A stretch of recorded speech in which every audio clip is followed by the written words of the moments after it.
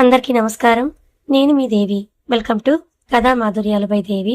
Friends, ఈరోజు ఊరికి వెళ్ళటం వల్ల నేను ఒక వారం పాటు వీడియోస్ కుదిరితే పెడతాను, లేదంటే లేదు. దయచేసి అర్థం చేసుకోగలరు. కథలోకి వెళ్ళిపోదాం. తనువులు కలిసిన వేళ 48వ భాగం. రచయిత బుజ్జిగారు. రానా, వల్లి, వసుధ గారు రంజిత్ కోసం చూస్తూ ఉంటారు. రంజిత్, వింద కిందకొస్తారు. రానా, ఓకేనారా నువ్వు అంటే ఓకే అంటే ఇక వెళ్దాం రండని బయటికి వస్తారు. వింద రంజిత్ చేయి పట్టుకుని కార్ వరకు వచ్చి రంజిత్ని చూస్తూ హక్ చేసుకుని, ఏం కాదు కన్నా, నువ్వు జాగ్రత్త అని ఏడుపు వస్తున్నా నవ్వుతూ బాయ్ చెప్పి లోపలికి వెళ్తుంది. రానా, వల్లి ముందు కూర్చుంటారు. వల్లిని డ్రైవ్ చేస్తుంది. రానాకి ఆపరేషన్ అయింది కదా. ముగ్గురు కుందన్స్ హాస్పిటల్కి వెళ్తారు. అది వాళ్ళ హాస్పిటలే కావడంతో ఇక్కడైతే డిఎన్ఏ రిపోర్ట్లో ఎలాంటి తప్పులు ఉండవని వల్లి అనుకుంటుంది. శక్తి మీద నమ్మకం లేక కాదు, కానీ రిపోర్ట్ తప్పు అనే తనకి అర్థమవుతుంది. ఇక హాస్పిటల్ రాగానే నలుగురు కార్ దిగి లోపలికి వెళ్తారు. వాళ్ళదే హాస్పిటల్ అవడంతో డాక్టర్స్ అందరూ వెల్కమ్ చెప్పడానికి వస్తారు. అలా వాళ్ళ వెల్కమ్ తీసుకొని లోపలికి వెళ్తారు. ముందుగా వల్లి డాక్టర్స్తో మాట్లాడి ఉంటుంది. అందుకే వసుధ గారిని, అత్తయ్య మీరు అంటే ఏమైందమ్మా అంటే, మీరు ఒకసారి రండి, బ్లడ్ శాంపిల్ తీసుకోవాలి అని అంటే, రానా, రంజిత్, వసుధ గారు అలానే చూస్తే, కంగారు పడకండి మీరు అని రెండని అత్తయ్య అంటూ వసుధ గారిని తీసుకువెళ్ళి బ్లడ్ శాంపిల్ తీసుకుంటుంది. థ్యాంక్ యూ అత్తయ్య అంటే వసుధ గారు దేనికి ఏమిటి అని అడగరు. పర్లేదులే వల్లి అని బయటకు వస్తారు. రానాని, రంజిత్ని కూడా రమ్మని వాళ్ళ బ్లడ్ శాంపిల్ తీసుకొని రానాకి ఒక ఇంజెక్షన్ ఉంటే వేసి, రంజిత్ని ల్యాబ్కి వెళ్దాం బావా అని ల్యాబ్కి తీసుకెళ్తుంది. అక్కడ రంజిత్కి బ్లడ్ టెస్టులతో పాటు రకరకాల టెస్టులు, ఇంకా బాడీ చెకప్, తల స్కానింగ్, బాడీలో ఏమైనా చేంజెస్ వచ్చాయా అని ఇలాంటి రకాల టెస్టులు చేయిస్తుంది.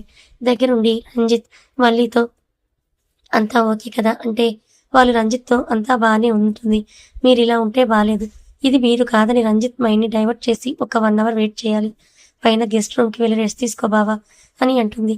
సరే వల్లి అని రంజిత్ గెస్ట్ రూమ్లోకి వెళ్తాడు. వసుధ గారు అంతసేపు హాస్పిటల్లో ఉండడం ఎందుకని వసుధ గారి భర్త వల్లిని కాల్ చేసి, మావయ్య అత్తయ్యని ఇంటికి తీసుకొని వెళ్ళండి అంటే, సరే అమ్మా వస్తున్నా అని ఆఫీస్ నుంచి ఆఫ్టర్నూన్ హాస్పిటల్కి వచ్చి వసుధ గారిని తీసుకువెళ్ళడానికి వస్తాడు. వసుధ, మరి మీరు అంటే, రిపోర్ట్స్ రావాలి అత్తయ్య, మేము వస్తాం, లేట్ అవ్వచ్చు అంటే, కన్నయ్యలు జాగ్రత్త వల్లి అని వల్లి చేయి పట్టుకొని, కన్నాకి ఏం కాదు కదా అంటే, ఏం కాదత్తయ్య అంతా బాగుంటుంది, మీరు కంగారు పడకండి, వెళ్ళండి అని అంటే, నువ్వు ఉన్నావని వెళ్తున్నానని వాళ్ళ భర్తతో ఇంటికి వెళ్తుంది. రానా వాళ్ళు కూడా పైన ఉన్న గెస్ట్ రూమ్కి వెళ్తారు. వల్లి చేయి పట్టుకుని, ఏం చేస్తున్నావమ్మా, బ్లడ్ శాంపిల్ ఎందుకు అంటే, ఒక డౌట్, అది క్లియర్ చేసుకోవాలి, అందుకే మీరు రెస్ట్ తీసుకొని టైం పడుతుంది అంటే, నేను రంజిత్తో ఉంటా, వాడొక్కడే ఉన్నాడు కదా అంటే, సరే మీరు వెళ్ళండి అని వల్లి కిందకి వెళ్తుంది.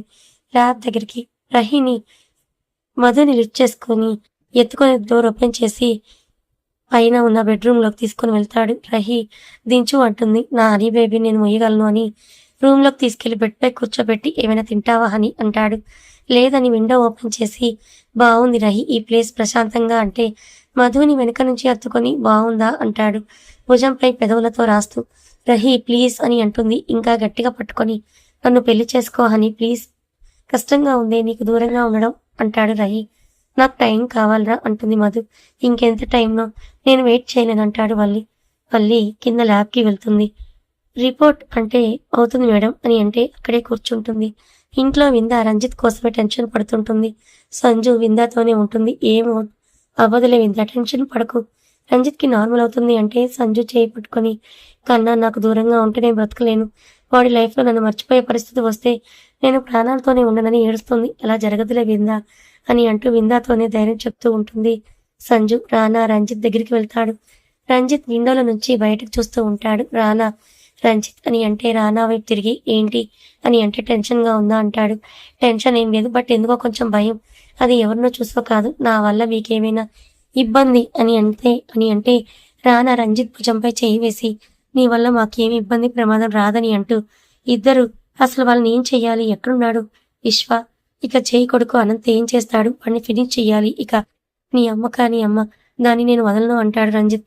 నువ్వు కాదు నేను వదలను, అసలు అలాంటిది నాకు అమ్మ ఎలా అయ్యారు, నిజంగా నేను అంటే, రంజిత్ పెద్ద డాడీ గుడ్ పర్సన్ కదా, అందుకే అయినా మన బ్లడ్ అలాంటి చెడ్డ వాళ్ళకి పుట్టిన మన బ్లడ్లో ఉన్న రాజసం, పౌరుషం, పొగరు, మంచితనం పోతుందా ఏంటి అని ఆవిడ గురించి ఆలోచించుకో అని ఇద్దరు సోఫాలో కూర్చొని బిజినెస్ గురించి మాట్లాడుకుంటూ ఉంటారు. రంజిత్ని నార్మల్ చేయడానికి, అసలు వల్లిని ఎప్పుడు చూసావు, ఎలా రా అంటే, ఎప్పుడు ఎందుకు రావన్నీ అంటాడు. వల్లి నేను అర్థం చేసుకున్నా. నిన్ను విందా అంటే అది నన్ను బాగా అర్థం చేసుకుంటుందిలేరా అంటాడు. ఇక మధు, రహి వెనక నుంచి హత్తుకొని మధు భుజంపై ముద్దు పెట్టి అని పెళ్లి చేసుకుందామే అని అంటాడు. రహి వైపు తిరిగి ఇప్పుడు కాదు రహి అని అంటూ వెళ్తున్న మధుని గోడకి లాక్ చేసి ఇంకా ఎంతకాలం ఎవరి కోసం ఇలానే ఉండిపోతావా అంటాడు. ఇలానే ఉంటారని చెప్పడం లేదు కానీ కొంచెం సమయం అని అంటుంటా మధుని గట్టిగా పట్టుకొని పెదవులు అందుకొని సాఫ్ట్ గా కిస్ చేస్తూ నిదానంగా మధుని టచ్ చేస్తూ మధు అతడి స్పర్శను ఫీల్ అయ్యేలా చేస్తూ ఉంటాడు. మధు అతడి చుట్టూ చేతులు వేయగా మధుని 2 చేతుల్లోకి ఎత్తుకొని ముద్దుకు బ్రేక్ ఇవ్వకుండానే బెడ్ మీదకు చేర్చి ఆమె 2 చేతులు బంధించి అతడి చేతితో ఆమె పెదవులు వీడి ఐ లవ్ యూ అంటాడు. I want you honey please అని ఆమె మెడపై పెదవులతో రాస్తూ చేతులని ఆమె డ్రెస్ల నుంచి నడుము దగ్గరికి తీసుకువెళ్లి ఆమె కళ్ళల్లోకి చూస్తూ ఆమె వేసుకున్న డ్రెస్ పట్టుకుంటే మధు రహీనో అంటుంది. నేను వెయిట్ చేయాలనుకున్నా హనీ, బట్ నువ్వు ఎప్పటికీ ఇలానే ఉంటావు. ఇలా నిన్ను చూస్తూ నేను దూరంగా ఉండను. మన ఇంటిమేషన్ జరిగితే అప్పుడైనా నువ్వు నాతోనే ఉంటావు. నీ ఫీలింగ్స్, నీ బాధ, నీ సంతోషం అన్ని నాతో చెప్పుకుంటావు. ఇలానే నిన్ను నేను వదిలి ఉండలేను. అందుకే ఈ రోజు నీకు నచ్చినా నచ్చకపోయినా నువ్వు నా దానివి కావాలి. నువ్వు పూర్తిగా ఒకరిగా మారాలి అని హనీ మెడ కిందగా చేతులు తీసుకువెళ్లి మెడ స్మూత్ గా పట్టుకొని పైకి జరుపుకొని పెదవుల్ని సాఫ్ట్ గా రొమాంటిక్ గా కిస్ చేస్తూ ఆమె వేసుకున్న డ్రెస్ ఆమె నుంచి దూరం చేసి అతడివి కూడా దూరం చేసి ఆమెను గట్టిగా హత్తుకుంటే అలా అడ్డుగా ఏమీ లేని శరీరాలు తగులుతూ ఉంటే ఇద్దరిలో తెలియని అలజడి. మధుకి భయంగా ఇంకా ఇది కరెక్ట్ కాదని అనిపిస్తుంది. బట్ రహి మధు చెవిలో ఇది కరెక్టేనే హనీ, నేను ప్రేమించిన నిన్ను నా దాన్ని చేసుకొని నిన్ను నా జీవితంగా మార్చుకోవాలి అనుకుంటున్నా హనీ, ఐ లవ్ యూ అని ఆమె పెదవులు అందుకుంటాడు. మధు రహి ఇస్తున్న ముద్దుకు రియాక్ట్ అవ్వాలా వద్దా, ఇది కరెక్టేనా కాదా అని ఆలోచిస్తున్న మధు పెరుకొరికి హనీ, ఇది తప్పు అయితే కాదే, ఇంతవరకు వచ్చాక నువ్వు వద్దు అన్నా నేను ఆగలేను, అర్థం చేసుకోవే అని ఆమె పెదవుల్ని వదిలి ఆమెను చూస్తూ ఉంటాడు. కిందకి జరిగి అతడు ఆమెను అలా చూస్తుంటే సిగ్గుగా ఉంది. రహి ప్లీజ్ అంటుంది. ఏంటే బాబు ఇంత అందంగా ఉన్నావు అని ఆమె పరువాలపై పెదవులు నిలుపుగా బిగుసుకుపోతుంది మధు. అతడి పెదవుల స్పర్శకి ఆమె తనువు కూడా ఏదో కోరుకుంటూ ఉంది. అతడు ఆమె పరువాలపై పెదవులు నిలిపి పెదవులతో రాస్తూ ఆమె పరువపు చివరన కోరకక ఒరే అంటుంది. సారీని అని వాటిని లాలిస్తూ ఉంటాడు. అతడి నాలికతో అక్కడ నుంచి కిందకి వచ్చి ఆమె నడుముని చేత్తో పట్టుకుని ముద్దుగా ఉన్న నెలవంక నాభికు ముద్దు పెట్టి అలానే పెదవులతో చుట్టూ రాస్తూ ఉంటే మధులో కూడా విరహం కలుగుతుంది. మెలికలు తిరుగుతుంది. అతడు అలా చేస్తుంటే హనీ బేబీ నువ్వు అలా మెలికలు తిరుగుతుంటే ఎలా అని అంటే గిలగింతలుగా ఉందిరా అని అంటే అవునా అని నాభిలో నాలుకతో టచ్ చేస్తూ ఉంటే మాటలు రావిక కళ్ళు మూసుకొని బెడ్షీట్ని నలిపేస్తుంది. రహీ మాత్రం మధు అందాలను దోచే పనిలో ఉన్నాడు. నాభిని వదిలి కిందకి జరిగి మధు 2 పాదాలని తీసుకొని ముద్దు పెట్టుకుని వేలు చివరన కిస్ చేస్తూ ఆమె వేలని నోట్లోకి తీసుకోగా రహి అంటూ కాలు లాక్కుంటే మధుపైకి చేరి ఏంటి అని అంటే ఏం చేస్తున్నావురా అని అంటే ఆమె పెదవులపై ముద్దు పెట్టి నీ అణువణువు ఇష్టమే నాకు, నీ అణువణువు కూడా నాకు కావాలి, నీ హార్ట్లో నాకు ప్లేస్ కావాలి, నీ పక్కన ఉండేలా ఎప్పుడు అని మధుకి ఐ లవ్ యూ చెప్పి నీ అణువణువు తాకుతూ నీలో కలిసిపోవాలని ఉంది. ఇలా నువ్వు చేస్తే ఇప్పుడు నా ఫీలింగ్స్ని నేను కంట్రోల్ చేసుకోలేనని అంటాడు. ఆ మాటకి మధు ఇంత పిచ్చి ఏంట్రా నీకు అని అంటే నవ్వి మధు పెదవులు అందుకొని ఆమె పరువాలపై చేతులు పెట్టి వాటిని బంధించి ముద్దు పెట్టి పెదవులను వదిలి కిందకి వచ్చి పెదవులతో తాకుతూ కిందకి వెళ్లి చిటికిన వేలు నుంచి మొదలైన ముద్దు నుదుటి వరకు సాగగా మధ్యలో నాలుకతో టచ్ చేస్తూ ఆమె అందాలని రుచూస్తూ పంటికాటు పెడుతూ ఆమె పైకి చేరి కళ్ళు మూసుకొని అతను చేస్తున్న వాటిని ఇష్టంగా ఫీల్ అవుతున్న మధుతో మధు అని అంటాడు. కళ్ళు తెరిచి చూస్తుంది. ఓకేనా నీకు అంటాడు. ఎంత చేసి ఇప్పుడు ఓకేనా అంటే ఎలా, చంపేస్తా దూరంగా వెళ్ళావో అని ఐ లవ్ యూ అని పెదవులు అందుకుంటుంది. రహీవి మధు.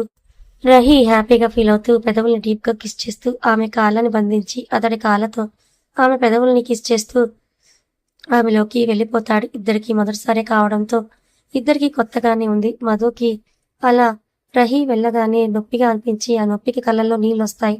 రహీ మధు కంట్లో తడి తగలగా అతడి చెంపలకు పెదవుల్ని వదిలి పెయిన్ గా ఉంటుంది అంట. మొదటిసారి కదా సారీ హనీ అని అంటే మధు నవ్వి రహీ మెడ చుట్టూ చేతులు వేసి రహీ పెదవులను అందుకుంటుంది. రహీ మధు నడుము పట్టుకుని కిస్ చేస్తూ ఆమెపై నిదానంగా కదలడం స్టార్ట్ చేస్తాడు. మొదట్లో పెయిన్ గా ఉన్న ఒక 5 నిమిషాలకి హాయిగా అనిపిస్తుంది. అతడు ఆమెలో అలా నిదానంగా కదులుతూ అతడి వేగాన్ని పెంచగా అతన్ని గట్టిగా పట్టుకుంటుంది. ముద్దు పెడుతూ ఇద్దరు వాళ్ళ ప్రేమని చూపించుకుంటూ అలా వారి అణువుల కలయికని ఇద్దరు ఆస్వాదిస్తున్నారు. పెయిన్‌గా ఉన్న కానీ మధుకి అతడి మాత్రం ఆపదు. ఎందుకంటే ఇంత పిచ్చిగా ప్రేమిస్తున్న రహీకి ఆమె ఇవ్వగలిగింది ఆమె మనసు తనువు మాత్రమే కదా. అందుకే ఇద్దరికీ తనువుల కలయిక సాక్షిగా ఇద్దరూ ఒక్కటిగా మారారు. తనువులు కలిసిన వేళ వాళ్ళ మనసులతో పాటు వాళ్ళ బంధం కూడా కలిసింది. హాస్పిటల్లో వల్లి చేతిలో రిపోర్ట్స్ దేవుడికి దండం పెట్టుకుని ఓపెన్ చేస్తుంది. ఆ టైంలో రంజిత్కి టెస్టులు మొత్తం చేయమని చెప్పింది. అన్నీ చెక్ చేసి ఇంకో మెయిన్ రిపోర్ట్ మార్నింగ్ వస్తున్నట్టు రంజిత్ మీరు వెళ్ళండి బావా నేను వస్తానని ల్యాబ్లోకి వెళ్ళి డిఎన్ఏ రిపోర్ట్ చేతిలో పట్టుకుని మణికంఠం తలుచుకుని ఓపెన్ చేస్తుంది. ఓపెన్ చేసి రిపోర్ట్ చూడగానే ఆనందాన్ని ఆపుకోలేక లిఫ్ట్ కూడా ఎక్కకుండా ఫాస్ట్గా రానా దగ్గరికి వెళ్ళిపోతుంది. అప్పటికే రంజిత్ రానా దగ్గరికి వెళ్ళిపోతాడు. రంజిత్ రానా ఇద్దరు మాట్లాడుకుంటూ ఉంటే ఆయాసపడుతూ వచ్చిన వల్లిని చూసి ఇద్దరు సోఫాలో నుంచి లేచి వల్లి ఓకేనా నువ్వు అంటే రానా గారు అని రానాని హక్ చేసుకుని తర్వాత రంజిత్ ని కూడా హక్ చేసుకుని ఏడుస్తూ తర్వాత నవ్వుతూ నేను చెప్పానా రానా గారు ఇదిగోండి రిపోర్ట్ అని చూపిస్తుంది. రిపోర్ట్ చూసి రానా షాక్ అయి ఇది ఎలా సాధ్యం అంటూ అంతే బెడ్ మీద కూర్చొని అంటే నేను వస్తా అమ్మా అని అంటే ఏమైందిరా ఆ రిపోర్ట్ ఏంటని చూసి షాక్ అయి అంతలో హ్యాపీగా ఫీల్ అయి రానా నీరంటూ రానాని హక్ చేసుకుంటే రానా మాత్రం ఇదిలా సాధ్యంరా అంటాడు. వల్లి రానా చేపట్టుకొని రానా గారు ఇటు చూడండి మీరు పుట్టినరోజు ఏదో జరిగింది ఆ రోజు ఏం జరిగిందనేది ఆ వసుంధర మాత్రమే చెప్పాలి. మనం ఇంట్లో వాళ్ళకి ఈ విషయం చెప్పే ముందు ఆవిడ ఎక్కడుందో తెలుసుకోండి అని రానా గారు నేను చెప్పాను కదా వసుధ అత్తయ్యకి మీకు ఉన్న బంధం అది పేరుకు మాత్రమే కాదు వసుధ అత్తయ్య మీ అమ్మగారు అయ్యుంటారని. మరి ఆ రోజు రిపోర్ట్లో అని శక్తి చూపించాడు కదా మరి ఆ రిపోర్ట్ అంటే శక్తిని ఆ డాక్టర్ మోసం చేశాడు. అసలు ఆ డాక్టర్ గురించి కూడా తెలుసుకోండి. ఒకటి లాగితే ఇప్పుడు అన్నీ అవే బయటకు వస్తాయి. ముందు ఆవిడ ఎక్కడున్నారో తెలుసుకోండి. రానా వల్లి నువ్వు మన ఊరు వెళ్దాం అన్నావు కదా వచ్చాక ఇవన్నీ చూద్దాం ఓకేనా అంటే వల్లితో రంజిత్ అవును వల్లి నువ్వు అనుకున్నది నిష్టగా చెయ్యి మనం వచ్చాక ఇక్కడికి అన్ని విషయాల గురించి తెలుసుకుందాం. ఇప్పుడు ఈ విషయం తెలిస్తే పెదనాన్న బాధపడతాడు. అసలు విషయం ఆ రాక్షసుని పట్టుకొని దాన్ని కొడితే అప్పుడు అదే చెప్తుంది.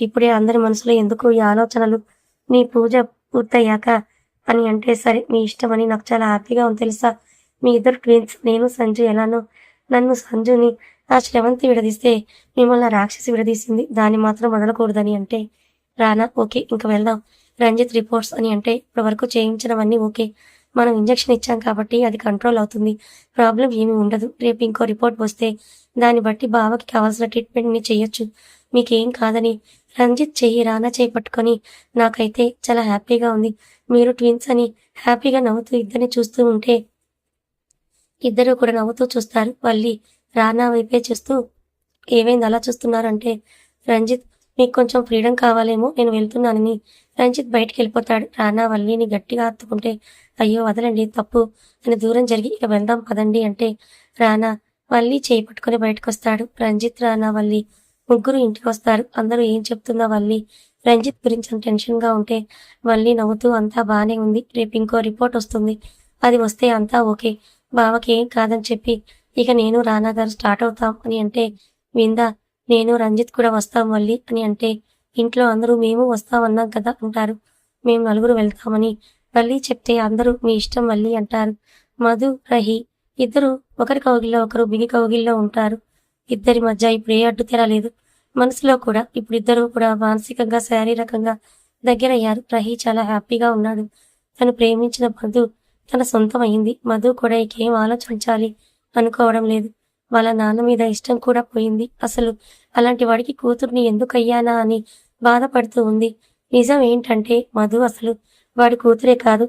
ఆ విషయం తెలిస్తే బాధగా ఉన్న మధు వాడి కూతురు కానందుకు హ్యాపీగా ఉంటుంది. మధు నడుము పుట్టుకొని గట్టిగా నొక్కితే రహీ వైపు చూస్తుంది.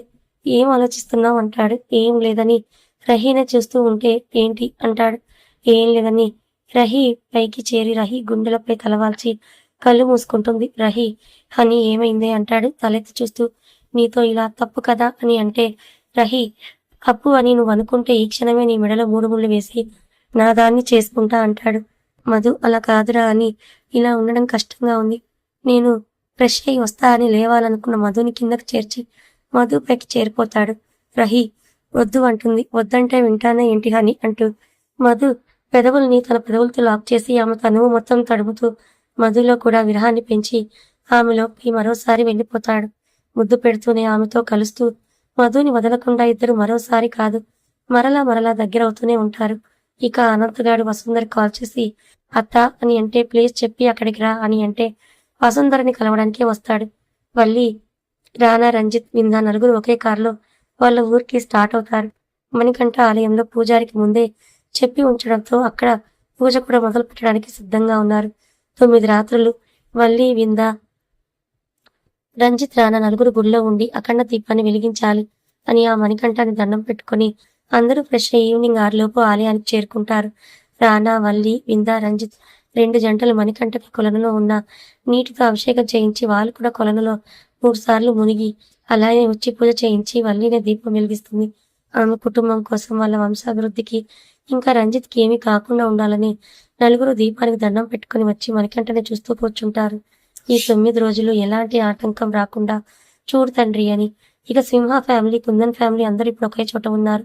అందరూ వల్లి వాళ్ళ గురించి ఆలోచిస్తూ ఉంటే మనం వెళ్ళాలని ఉన్నా రానా ఎవరిని వద్దన్నాడు. అను గారు, వస్త గారు ఇద్దరు అందరితో ఉన్న మనసులో పిల్లలు బాగుండాలి, వాళ్ళకి తోడుగా ఉండు స్వామి అని ఆ మణికంఠుణ్ణి వేడుకుంటున్నారు. విశ్వ, నెల్సన్ ఇద్దరు సముద్రం మధ్యలో ఎవరికి కనిపించకుండా తిరుగుతున్నారు.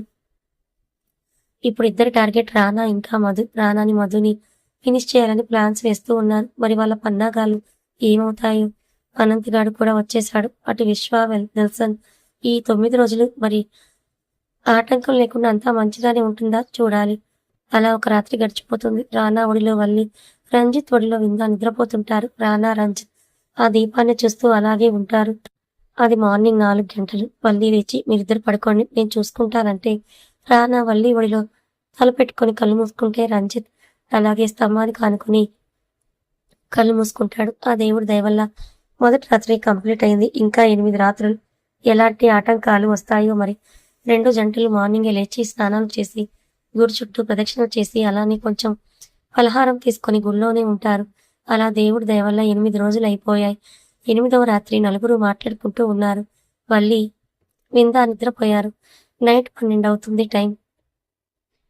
వీళ్ళు ఉన్నా కానీ గుడి తలుపులు మూయాలి కదా. రాత్రి సమయంలో అలా గుడి తలుపులు మూసేస్తారు. వీళ్ళు నలుగురు దేవుడికి ఎదురుగా అఖండ దీపం పెట్టి అక్కడే ఉంటారు. 12 అవుతోంది టైం. ఇక రానా రంజిత్తో, రంజిత్ పడుకో నువ్వు, నేనుంటా అంటే పర్లేదురా అంటాడు. పడుకోరా అని అంటున్న రానా వైపు ఒకే కత్తి దూసుకొస్తుంది. రానా జరుగు అని రానాని క్షణంలో జరిపితే అది వెళ్ళి అక్కడ ఉన్న గోడకు తగులుతుంది. ఎట్నుంచి వచ్చిందని చూసేసరికి అక్కడ ఒక 20 మంది బలిసిన దున్నపోతు లాంటి వాళ్ళు ఉంటారు. వాళ్ళని ఎవరు పంపించారో మరి.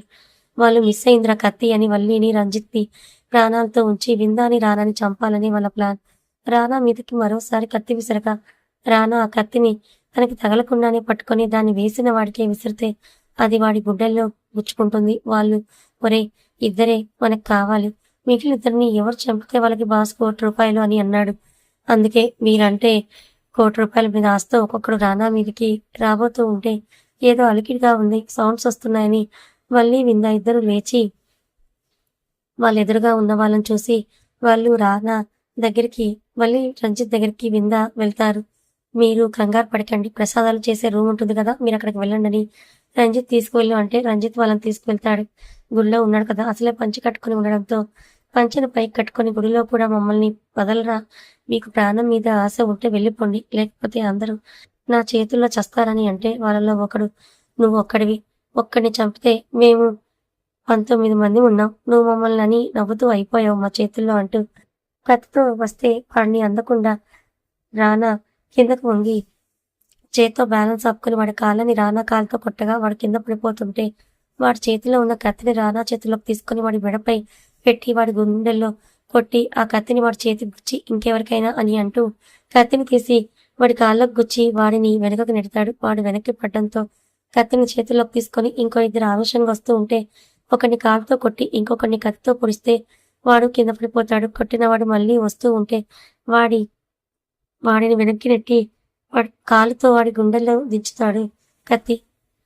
అలా 10 మందిని పడుకోబెట్టేస్తాడు. రంజిత్ వచ్చి ఇంకా నా వంతు అంటే వాళ్ళు 10 మంది ఒకేసారి వస్తే రంజిత్, రానా ఇద్దరు వాళ్ళని నా నాలుగు మూలలా విసురుతారు. రంజిత్ ఇట్స్ మై టైం అని చెప్పగా, అంటే ఇలాంటివి చూస్తూనే ఉండాలిలే, అప్పుడు నువ్వే హ్యాండిల్ చేద్దు గాని అంటూ వాళ్ళని కూడా ఈజీగా ఫినిష్ చేస్తారు. పాపం ఏంటో అనుకొని వచ్చారు దున్నపోతులు, కానీ ఇక్కడ కృష్ణ అర్జునులు ఉన్నారని తెలియక ఇద్దరు ఒక దగ్గర ఉంటే వాళ్ళని ఎవరు కూడా ఎదుర్కోలేరు. రానా ఒకరికి కాల్ చేసి క్లీన్ చేయండి అంటే ఒక ముగ్గురు వచ్చి వాళ్ళ బాడీస్ ని వెహికల్లో పడేసి మొత్తం క్లీన్ చేసి వెళ్ళిపోతారు. వల్లి వింద అప్పటికే రంజిత్ రానా దగ్గరికి వస్తారు. వాళ్ళు భయపడుతున్నా కానీ రానా రంజిత్ అని చూసి ధైర్యంగా ఉంటారు. వల్లి రేపు ఒక్క రాత్రి ఎలాంటి ఆటంకాలు జరగకుండా ఉంటే మన దీక్ష అయిపోతుంది.